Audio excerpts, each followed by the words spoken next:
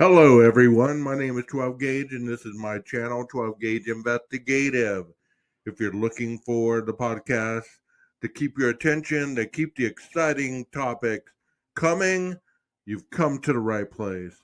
Hit the like, share, and subscribe button. Let's dive in.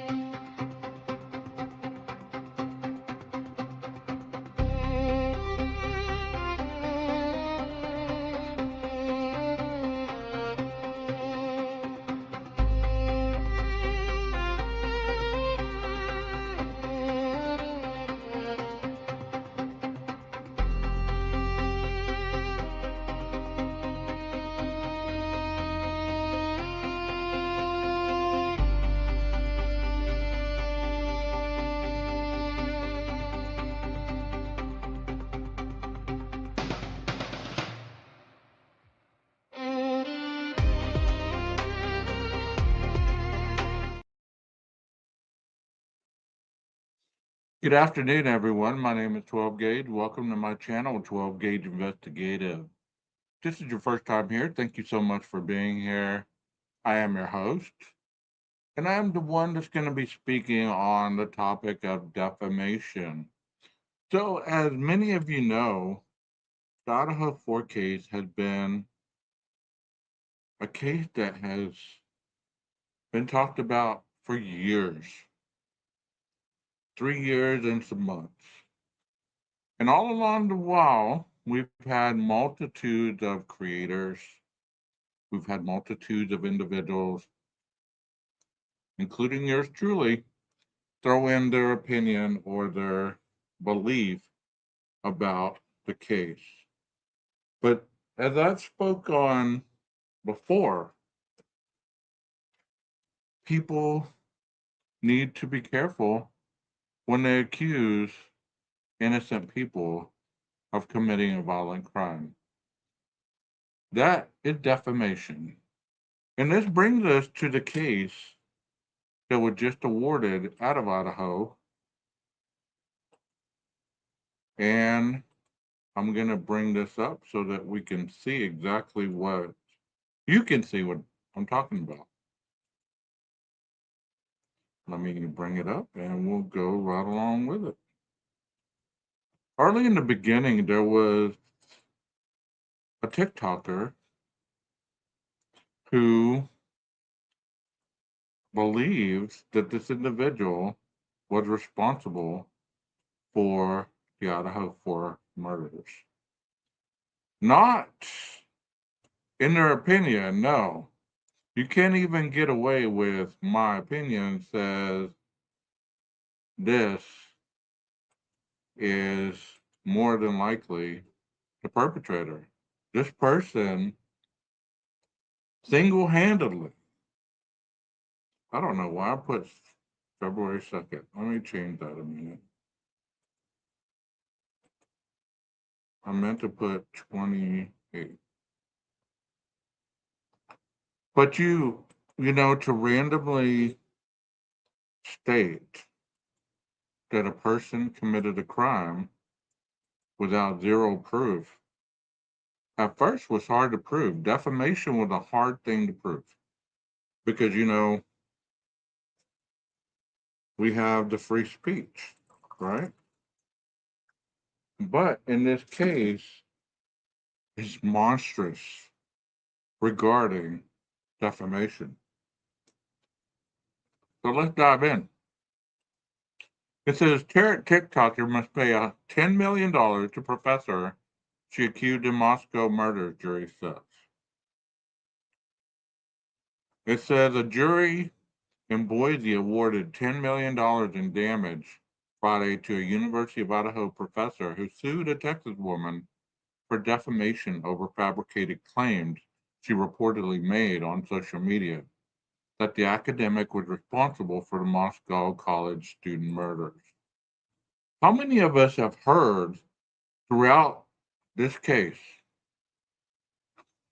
Bethany could have done it, Dylan could have done it, the Jacks could have done it, the frat boys, anybody and everybody in that Moscow community has been implicated by multitudes of different creators as to say this person more than likely committed this crime and it wasn't Brian Coburn.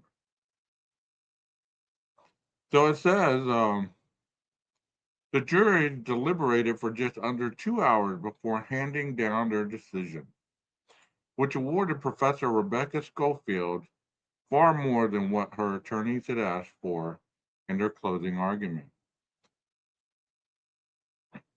It says Schofield, 40, testified this week during a 4-day federal trial over monetary damages that she developed severe anxiety, PTSD, and intense nerve pain throughout her body as a direct result of the false public accusations. The Moscow resident said the physical and emotional impact made it difficult for her to work in her position as a chair of U of I's history department and also caused irreversible, reputable harm. So ask yourself this question right now. How many of these people that I just mentioned have directly had their names slandered throughout this whole case with zero proof? Just in my opinion, I think that in itself is saying that without evidence, you believe that these people committed this crime. And now we have an Idaho 4 decision on the books to reference to anybody who wants to sue over defamation. About 2 weeks into the investigation of the 4 student stabbing deaths in November 2022, defendant Ashley Gouliard, 41 of Houston, created a series of videos she posted to TikTok in which she blamed Schofield. You see that word right there? Blamed. She blamed Schofield. How many people have blamed Dylan, Bethany, the Jacks, the frat boys, their friends, their friends, their friends, their friends? There's countless videos, countless, endless videos. And if you think about starting to delete your videos because you're scared that you could be next, there's no deleting them because YouTube basically has them forever.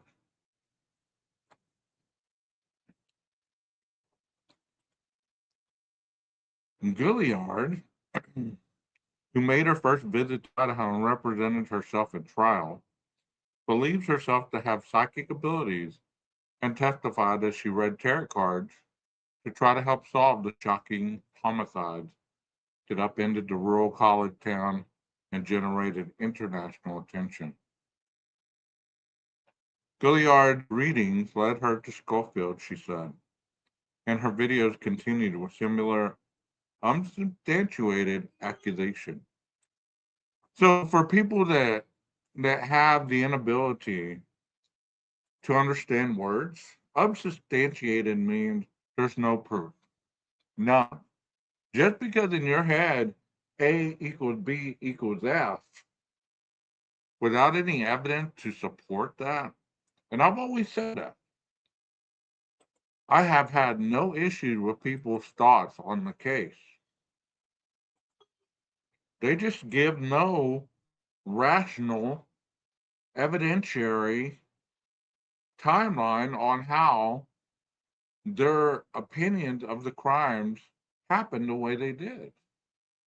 How Brian did not have any way to possibly not commit these crimes, but so many other people did.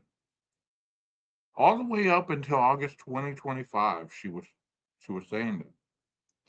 Without evidence, Gilliard posted photos and contact information for Schofield, which claimed that she had an affair with one of the female victims and tried to cover it up by ordering her death.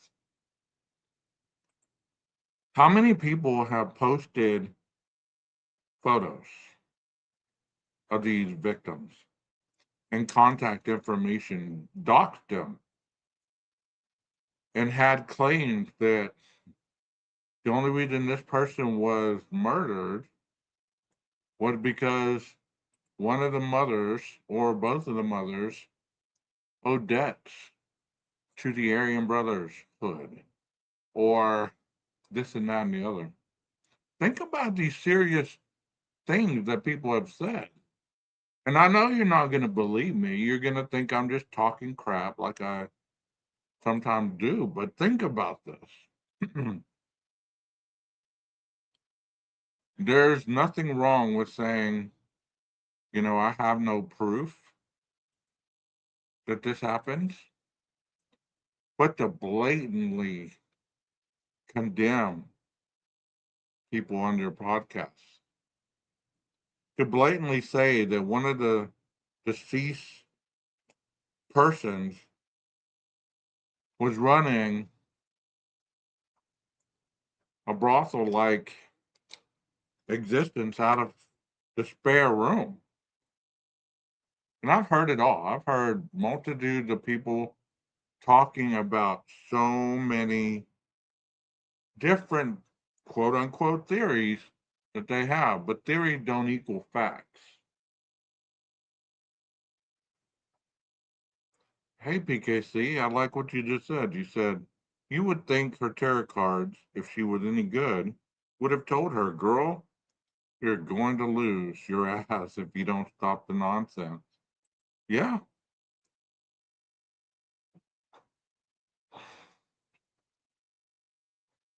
The 7-member jury, composed of 4 women and 3 men, ruled unanimously for the dollar figure directed to Schofield. The bulk of the sum, $7.5 million, is for punitive damages, which are intended to punish the defendant and deter her and others from similar behavior in the future. So think about all the creators that popped up when this crime occurred. Think of all of them. How many of them, their platform went from a couple thousand to almost hundreds of thousands of viewers? How even millions? And their videos get millions of views, hundreds of thousands of views. That equals money, revenue. I like this myself because it shows accountability for once. And that's just one platform. That's YouTube. This is TikTok. Think of all the TikTok videos that you watch. Sure, you can say, in my opinion, but then when you blatantly continue on and on and on, day in and day out, that's no longer your opinion. That's a pattern of thought that many people don't understand, that they're only digging their hole a little deeper. And I've told people this. I told people in lives way back when it's going to happen, but they still keep doing it. They still keep calling people on this side of the coin certain names and idiots and guilters and whatever. It said the remainder of the damages were compensatory, meaning they covered actual losses, including economic costs such as medical bills and non-economic costs such as mental and emotional pain and suffering. This right here. How many people have made fun of Dylan for her going to therapy because of the crime? Made fun of her GoFundMe because she didn't need all that money because she was not a victim. All the words that people have stated ultimately are on these platforms. These platforms. So think of the medical bills that the families have incurred because they've gone to there. The non-economic costs, such as mental and emotional pain and suffering. How many videos do you have people making fun of the families and their suffering and calling them evil, or even saying that one of the family members' fathers was actually in the home at the time of his daughter's murder? How is that just your opinion? You get what I'm saying? Let me go with this thought. It seems like many of them popped up after the plea. Too late. Investigation is over. Made up evidence is not going to go to trial. You're not going to free them. That's true. But think about what I'm saying. Emotional pain and suffering. That in itself, you don't have to prove that. You say, you know what? This creator caused this emotional pain and suffering because I heard my name day in and day out as a possible connection to my own daughter's murder. And get this, a lot of people think they're going to be covered because it's their guest talking this crap, right? It's their panel guest. Well, guess what? You're the owner of the podcast. You're the owner of the channel. If you can't, it's almost like people that are saying, well, if Brian was there, he didn't do it. Okay, but he's guilty after the fact by accessory. So the same thing here. Let's say you didn't say it, but you didn't clean it up either. You went right alongside with it. You're shaking your head and everything else. I mean, and there's multitudes of channels that are like this. I can think of 4 right off the bat. The financial cost outstrips some other recent high-profile civil cases in Idaho. In 2024, a drag performer received 1.1 million in damages in a defamation case. Later that year, a jury awarded 4 million in damages to a coffee shop owner in a long-standing dispute with Boise State University. Yeah. In 2023, far-right activist Ammon Bundy and an associate were ordered to pay 52.5 million in damages to St. Luke's Health System in a defamation case. During closing arguments Friday, Schofield's attorney asked for an award of 1 million in compensatory damages and left a total for punitive damages for the jury to decide. Schofield had previously asked for more than 1.8 million. In a statement provided to the Idaho Statesman via email, Schofield thanked the jury and said that she hoped to return to a more normal life in Moscow. The professor, who appeared tearful following the verdict reading in court, said the jury's decision sent a clear message that false statements online have consequences in the real world for real people and are unacceptable in our community. So think about that. I mean, yeah, some of the thumbnails. Some of the thumbnails with knives and blood were horrible. I wouldn't watch the video because the thumbnails showed exactly what a video was going to be about. This right here, and I want you to hear it loud and clear. Send the clear message. This case. And don't think that just because this is only one of many, this one's out of Idaho. out of Idaho, where most of the accusations, especially Moscow, Idaho, are being made on a daily basis. This case sends a clear message that false statements online have consequences in the real world for real people and are unacceptable in our community. So if I got to break it down for you, if I have to let you know what this is saying, this basically means that this community is tired of it. This community is tired of online personalities attacking their community, attacking their students, attacking the administrators, attacking the universities, attacking the everybody under the sun. Yeah, they aren't playing. They are not playing.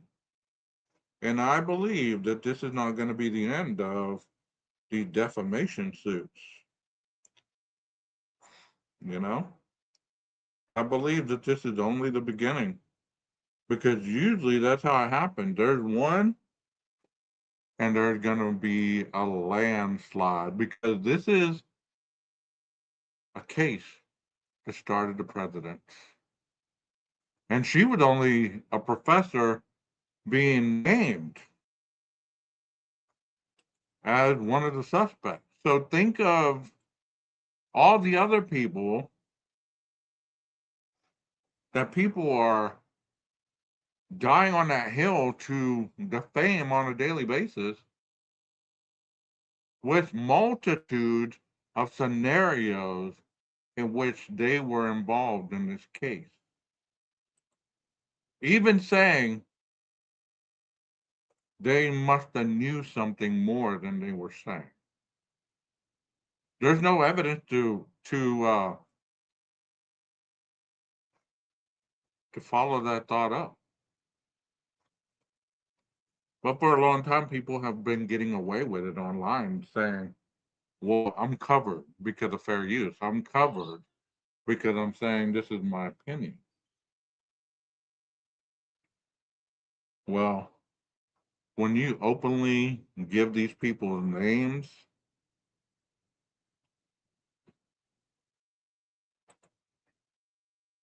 it said the murders of the four students on November 13, 2022 was the darkest chapter in our university's history, Schofield added.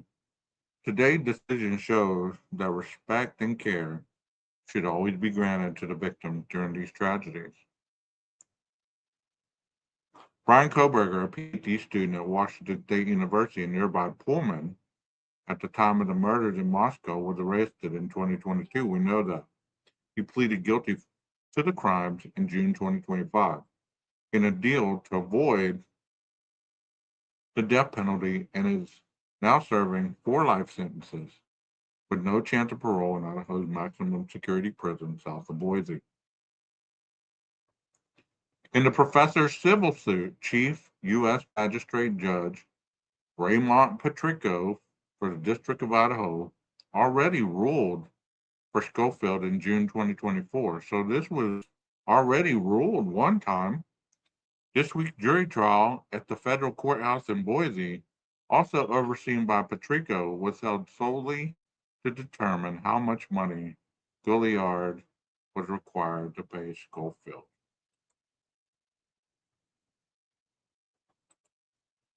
So people can laugh about it and they could say, "Well, I'm okay. I'm covered. I didn't say anything that bad. I just said, in my opinion, that or I believe this, or this doesn't make sense." None of that covers it. The fact that you continue to hold on to that thought process is a pattern that they can prove that you're defaming a particular person in this case. And I'm all for it, man, because there's been some ugly, ugly statements made about the surviving roommates. Sure, it's okay to, comment what you think or how you feel, but that is still not evidence after the fact in a court of law. So let's see how many people continue to talk about this case the way they talk about it. Now, I've heard there were satanic rituals and people were sacrificed, and these people ordered these hits and this and that and the other. I mean, man, that is some serious accusation. Those are not your thoughts and opinions. Those are accusations without evidence to support them. Because you know what she also mentions is in the court proceeding that the individual failed to read the document appropriately or look at the evidence objectively. Meaning that if you are on your channel and you're reading these documents and you're still holding on to the fact after you read them that these documents are bullshit or the PCA was bullshit or this doesn't make sense because this couldn't happen, that couldn't happen, especially now after we got video and all this other stuff where it shows you how things were done, you're in trouble. But don't take my word for it. Don't take my word for it. Like, this was a federal case. And as I've talked to Jennifer Coffindeffer on here, and I've reiterated to her, right? The feds win 98.9% of their cases. That means if you're named in any of these lawsuits or defamation cases, chances are you're going to pay monetarily. And if you can't pay, guess what? There's no, I can't pay. I don't have the money. Well, where's all that YouTube money you got? Where did that go? It's a Gilliard took the stand to explain spiritual journey. On the last day of the trial, Friday, Gilliard presented her defense and called that one witness herself. The unique situation played out similarly earlier in the trial when Schofield's lead attorney, Wendy Olson, a former U.S. attorney for Idaho, presented the plaintiff's case and called Gilliard to the stand. Gilliard then cross-examined herself in a question and answer format before jurors. Gilliard began her defense with a deep dive into her background as an Army veteran who later earned bachelor's and master's degrees in the field related to business and human resources. She said she was working as an HR specialist for the federal government when she decided she wanted something different for herself and quit her job to begin a spiritual journey. She said she decided to leave her husband and pursue spirituality full time, during which time she first learned about tarot as well as various religions and other beliefs, including numerology, which assigns relationship between numbers and life events. And how many people have we heard in these chats talking about the numerological connection, right?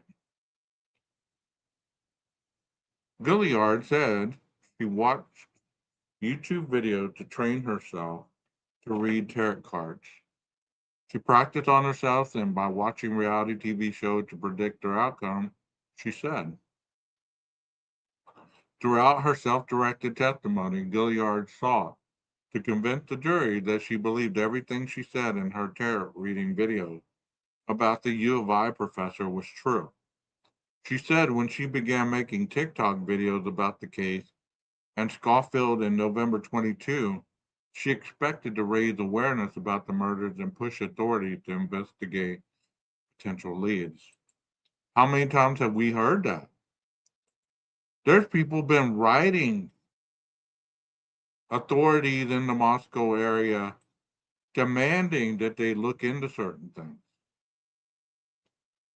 This says she did it to expect to raise awareness about the murders and push authority to investigate potential leads. How many times do we hear that every day? I'm just doing it so they hopefully reopen the case. They're stupid. They're ineffective. They don't know what they're doing. Schofield, an Emmett native, told the court earlier in the week that the experience of seeing Gilliard TikTok was like reading the plot of a book or movie, but being one of the characters and having zero control over the outcome. How many times do we see that in some of these creators' videos where they're trying to convince their audiences that this is the way it probably went and happened instead of the way that the investigative paperwork says? Over time, the videos became more elaborate and included expanded details about her personal and professional life. There was a moment where it felt like I lost ownership of my face and my name, and it was no longer stitched to my body. Schofield testified, continuing with her emotion. It was utterly terrifying. Olson noted that Gilliard didn't contact authorities. The Texas woman submitted an FBI tip on December 10, 2022, until she had made multiple videos about Schofield. Gilliard also continued to make videos after receiving cease and desist letters from Schofield and her attorneys, and after the Moscow Police Department issued a statement that said it did not suspect any involvement from Schofield. On December 27, 2022, when MPD wrote a statement that they didn't believe she was involved, I kind of lost a little bit of hope that she would be investigated. But something in me wouldn't allow me to give up, Gilliard said during her testimony. Gilliard told jurors she tried to gain access to case information but was denied by law enforcement and court officials. Olson noted that Gilliard's attempts to gain more information, including a record request to Moscow police and a motion for access to documents in the Koberger case, weren't submitted until 2025, nearly 3 years after she accused Schofield and after Koberger had already been arrested and in one case admitted guilt. As Olson cross-examined Gilliard, she asked the TikToker if she had control over the statements she made when she didn't have facts to support them. It was my understanding that I do not have to hold facts or documents to exercise speech, Gilliard replied, and added that her tarot readings are opinion at best. Right here. Right there is what ultimately probably damned her. Because a lot of people don't have the fact that they accuse these other people of. She said it was her understanding that she didn't have to hold the facts or the document to exercise speech, which a lot of people have believed that they don't have to be accountable for anything they say. In her closing argument, Olson said Gilliard ultimately made 112 videos about the University of Idaho murders, the last of which was posted in August 2025 and called Schofield's experience a nightmare that has never ended. In stark contrast, Gilliard's closing denied any impact on Schofield. The Texas woman said she was serving the public by using her video to get justice for the victims of the murders. Really? This is what we hear too. We're only going live because we're trying to find justice for the victims of the murders and claimed her accusations against Schofield were justified. That's what many people are going to say. We were just looking for justice. That is my American right. It is reasonable in my shoes that I believe Schofield to be a part of these murders, Gilliard said. It is reasonable for a person to want to warn the public if they think a killer is on the loose and still part of the community. And this is what people think today. They believe the killer has not been caught. They believe the killer is still out there. The real killer who Brian Koberger is admitted to being, in a lot of people's eyes, is not the real person. So they're fighting for an imaginary person and throwing everybody and anybody under the bus. Any suggestion that her life was interrupted was her own choice. Trial included testy exchanges, emotional testimony. The jury in the professor damages trial started the week with 8 members, but one, a lawyer who was co-counsel with Olson on an unrelated case, was forced to step away Thursday because he had a personal matter arise. Patrico told the court. Two female jurors also had ties to the case. One had previously seen some of Gouliard's TikTok videos about Schofield when they first posted. The other has a younger brother who attends U of I and knew one of the 4 murder victims, she said. On Thursday, Olson put on the bulk of her client's case. She called to the stand expert witnesses on public relations and Schofield's therapist the past 2 years, who diagnosed her with post-traumatic stress disorder and other mental health issues. She also called Schofield's best friend and her husband and closed with tearful testimony from her mother. So think about that. We've heard that one of the surviving roommates was going to therapy, right? And people still will not let up on her.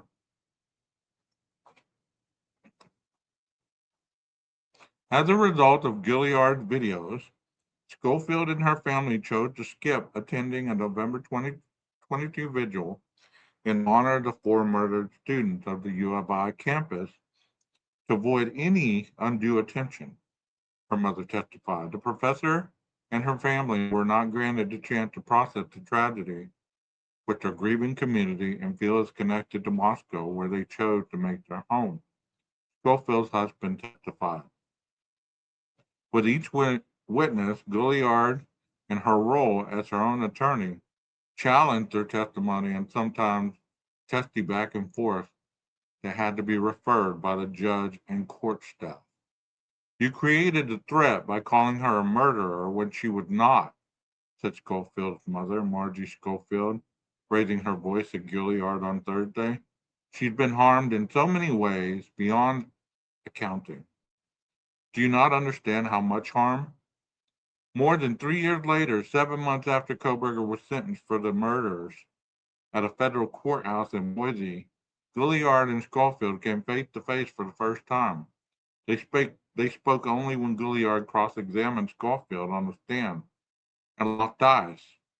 You spoke lies into a camera about me and my husband, Schofield told Gouliard. You were making dozens of videos about me, someone you never met, you never talked to, someone you had no connection to. I don't know anyone who could not feel threatened by that level of interest from someone they had never met.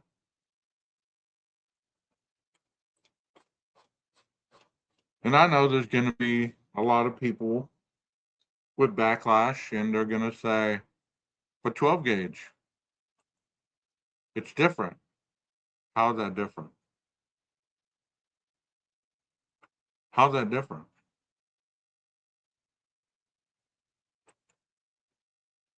How's that different? Tell me. How's it different you going after people even closer to the victim than this professor, stating that they were involved? Yeah, 112 videos. Many other creators have thousands of videos pointing at anyone and everyone other than BK. You're so right.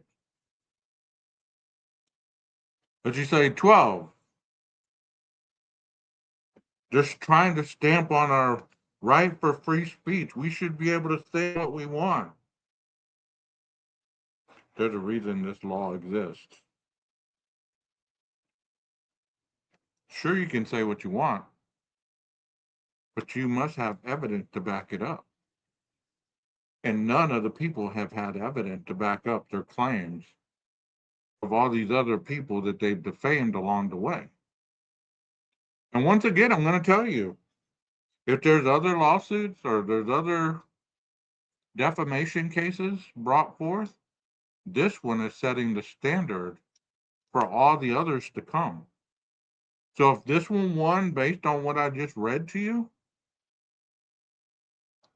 think of all the slander that you've heard about this case from multitudes of people who swear up and down that the police planted the knife sheath, that they have been reciting this case like a movie, like something that's not real. They've been stuck on these surviving roommates like they knew them personally, and they didn't.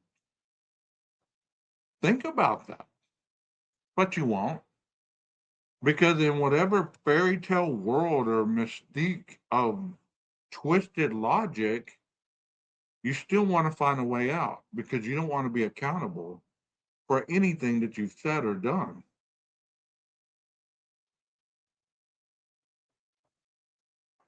Making up stories is not the same as having evidence. Just because it makes sense in your head does not mean that that's evidentiary. That's true. Paperwork has been written. Now, for future cases, can just fill in the blanks and run. The Gonsalves family, I'm sure if I was them, I'd be filing tomorrow. Kara, I'd be filing tomorrow. Maddie's stepmom, I'd be filing tomorrow.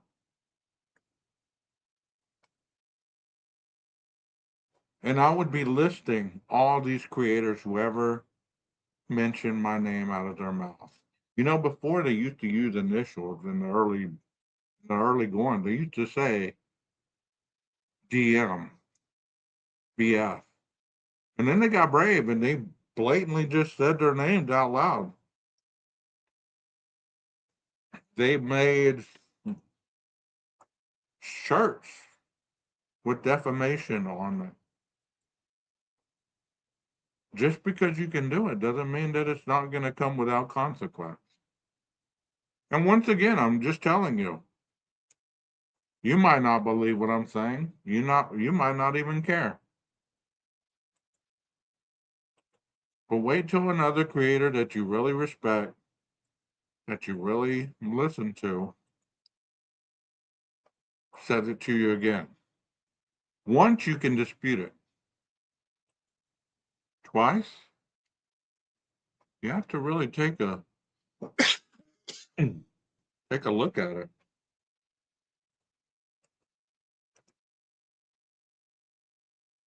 Because a lot of people think that I don't know what I'm talking about.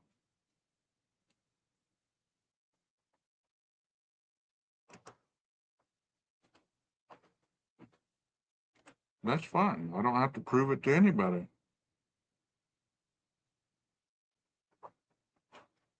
But let's hear it straight out of Idaho.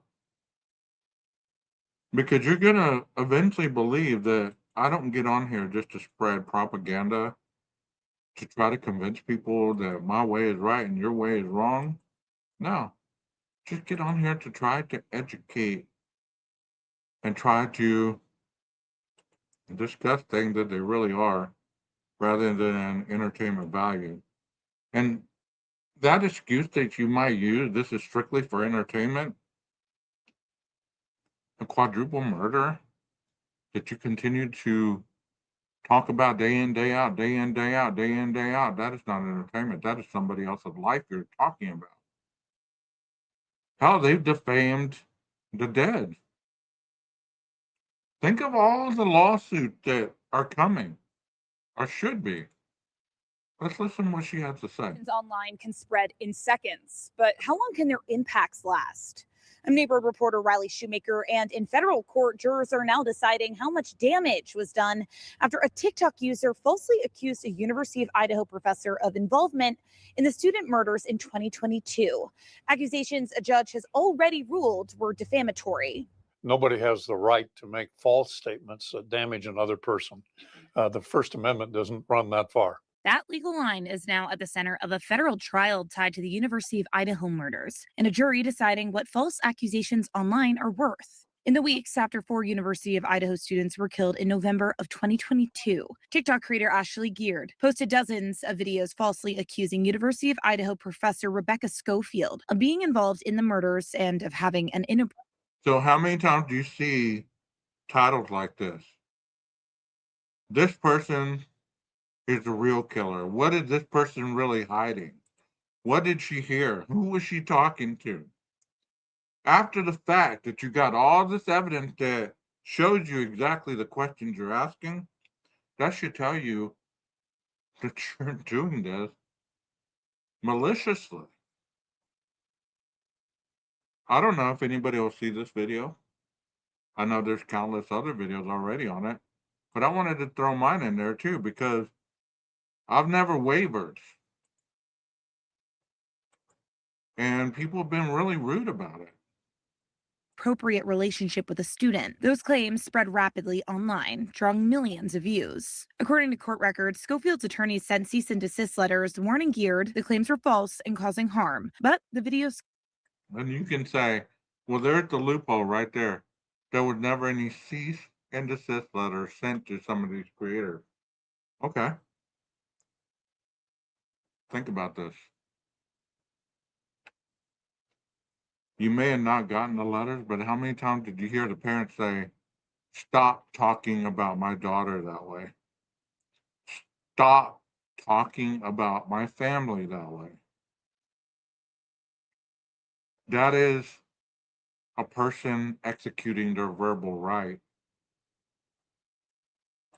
acknowledging that there are people that are slandering them. Continued. The professor, the plaintiff here, made a request by cease and desist letters, putting this person on notice that these were false statements. Investigators later arrested Brian Koberger, and law enforcement publicly stated Schofield was not involved. A federal judge has already ruled that Geared's accusations were defamatory. Now jurors are left with one question: how much damage did those claims cause? According to the original complaint, up to $1.8 million. On the second day of deliberations, testimony focused on how viral accusations can influence hiring decisions, professional standing, and long-term earning potential, even after allegations are proven false. One witness, a university dean who worked closely with Schofield for nearly a decade, told jurors the videos never led to formal discipline, but said the optics alone could carry professional consequences later. In court, where cameras aren't allowed, the defendant is representing herself, questioning witnesses, then taking the stand and questioning herself. Well, the judge has already ruled there's defamation here. There's absolutely no basis in fact to these statements that were made in up to 100 videos on the internet. Now the question is, can the plaintiff prove damages? Former Idaho Attorney General David Leroy says jurors will weigh whether those damages were emotional, professional, or financial, and whether they rise to monetary compensation. Closing arguments could come as early as late Thursday or Friday morning. I'm neighborhood reporter Riley Shoemaker reporting at the federal courthouse for Idaho News. False accusations. I mean, look at the fascination that people have with Idaho. You know?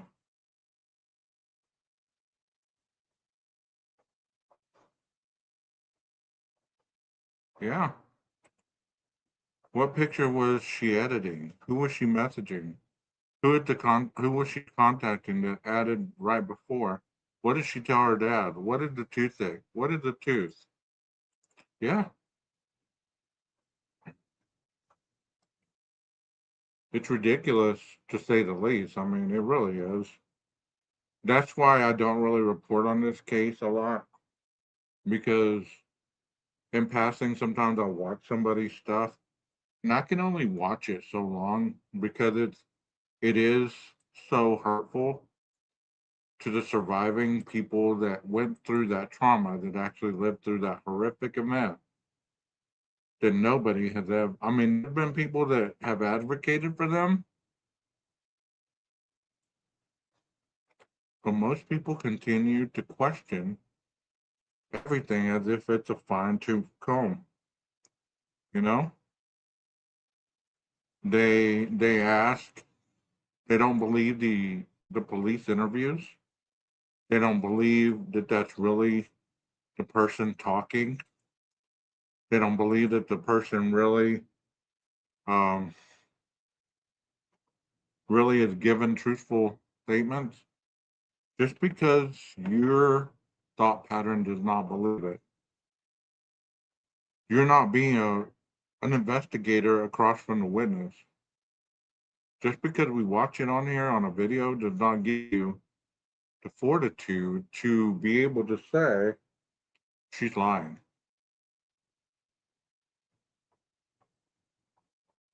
She's lying.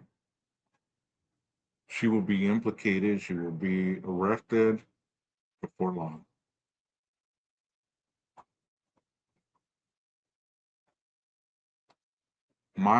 Me myself, I'm happy that this has come down. Even if nobody else gets this done to them, this lady suffered a lot at the hands of somebody who was making hundreds of thousands of dollars probably daily on her content. Her 112 videos, which she still was making as of August 2025, even after Koberger was arrested or sentenced. She was still making videos on this woman. Think about that. There are some creators that are literally obsessed. Obsessed. It's not even a fascination. It's not even questioning. It's not fighting for justice. It's none of that. It is an obsession. An obsession over certain members in this case. Pick pick any of them. Pick any of them.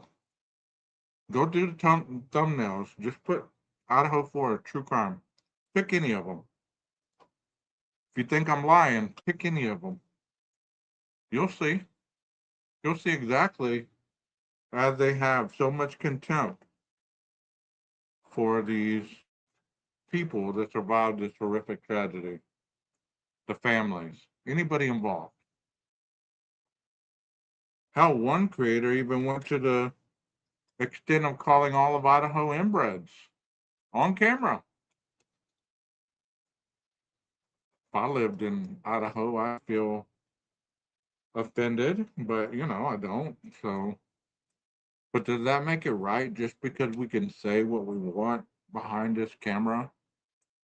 Does that necessarily give us the right to harass, defame, and continuously blame people after the case has already been decided? They talk about justice, they talk about wanting to get the real facts, the real killer. At this point, it's ridiculous.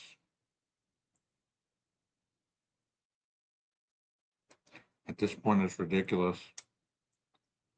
You know, anything that has Idaho in it, people have tried to make fit into this Idaho case.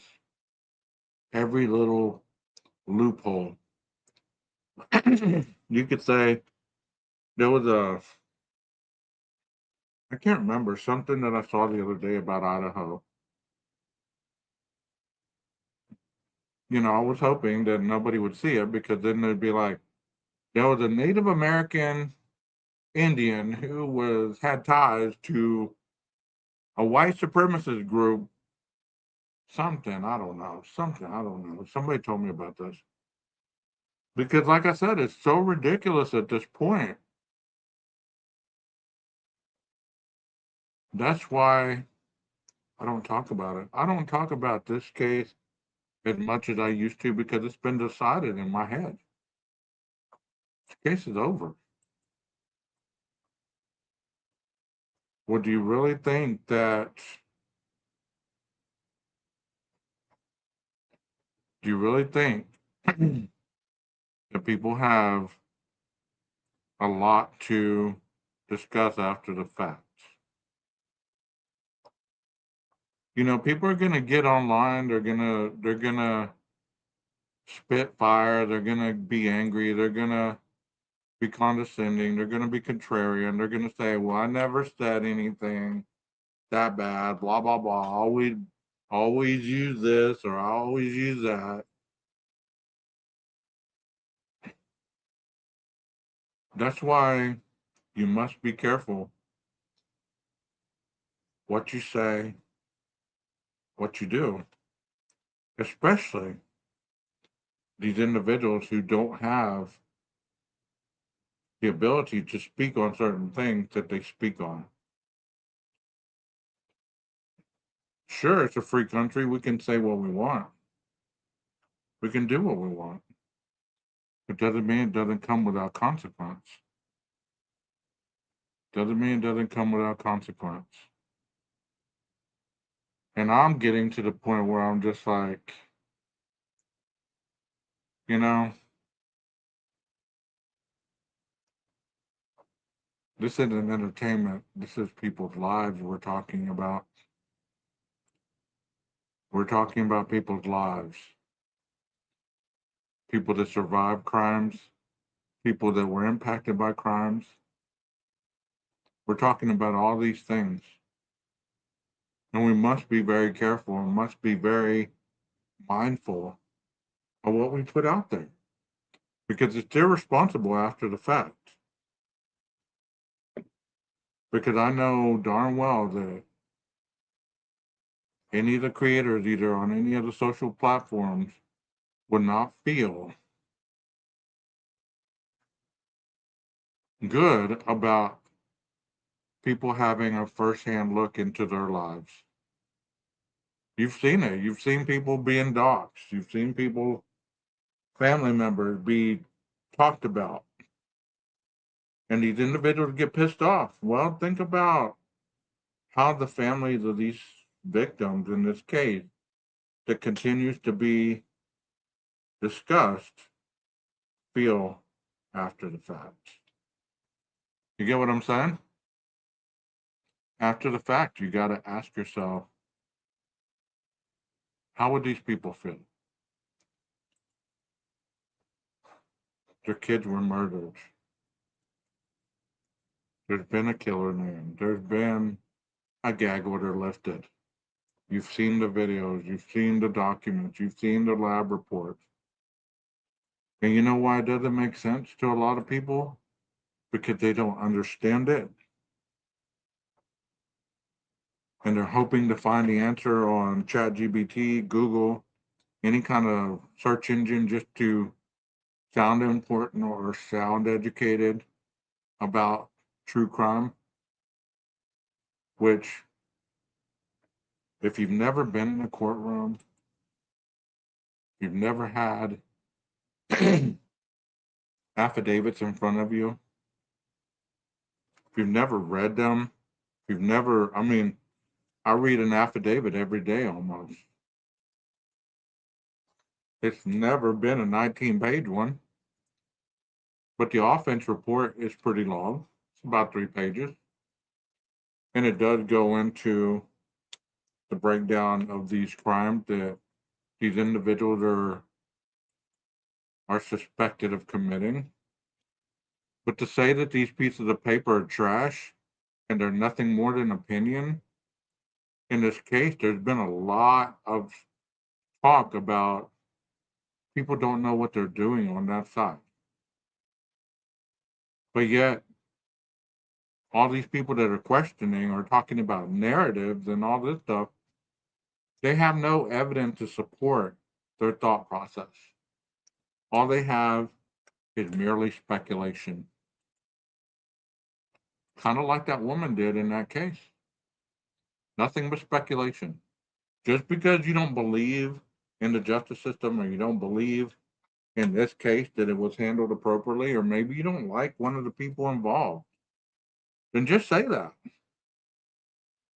To be contrarian to the whole case just because you don't believe or like one of the people that was involved in it, it doesn't make sense, because it doesn't just stop with Idaho. There's going to be more cases. Be more cases. YouTube is very finicky, y'all. It really is. I've had videos removed. I've had, my monetization taken away. I've had certain things done.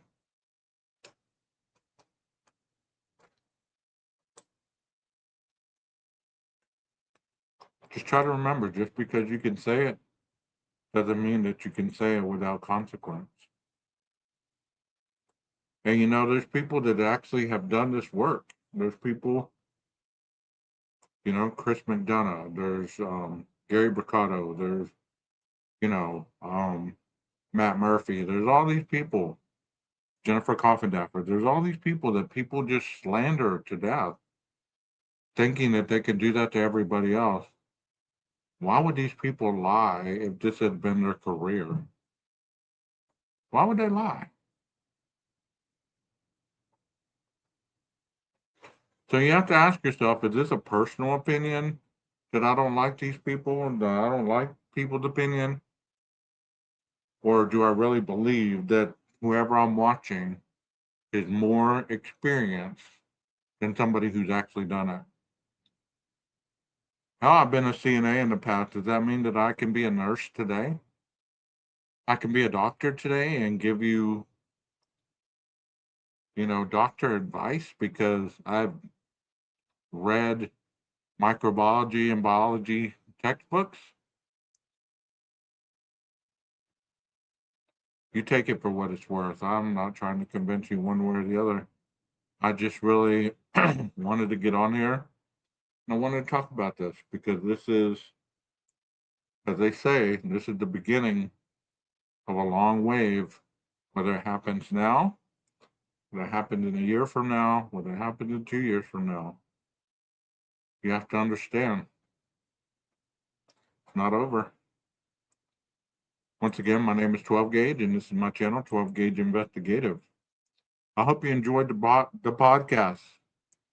I will be talking about other stuff from here to the next podcast. I hope you enjoyed the podcast last night about Toxic Club because you know we try to differentiate and give multitudes of variations where it's just not about talking about one case. What's the point, right? But until next time, Maestro, cue that music. Hit the like, share, and subscribe button. Let me know what you think about the content. See you soon.